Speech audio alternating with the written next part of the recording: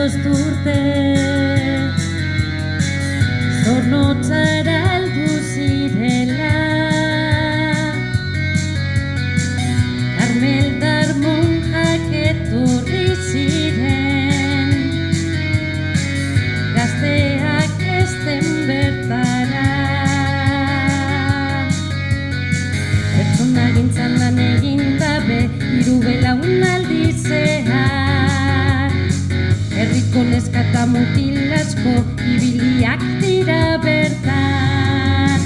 Karmelitak Zornotzan urte asko lanean Eskerrik asko esanez daukaguz bihotzean Karmelitak Zornotzan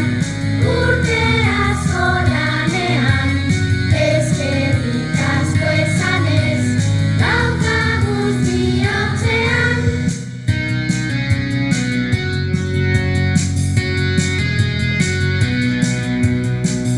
Alkate handia sortu izan gabe Familiak giroa sortuz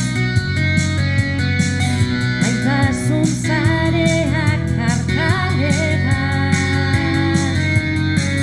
Lan asko egin da sendotuz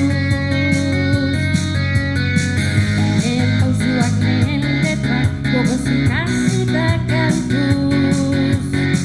Kalitatezko hezkuntza ekintza herritarrei opatuz Karmelitak Zornotzan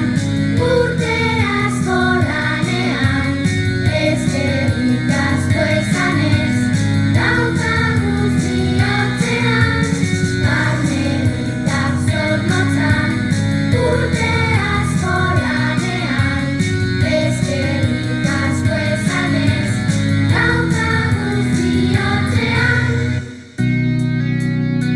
Ibilbide honen erdialdera, Euskal Herriaz galde, Monja, irakasle eta guraso, ikasle eta hainbat lantalde, euskara eta euskal kulturan izan ziren bultzatzaile.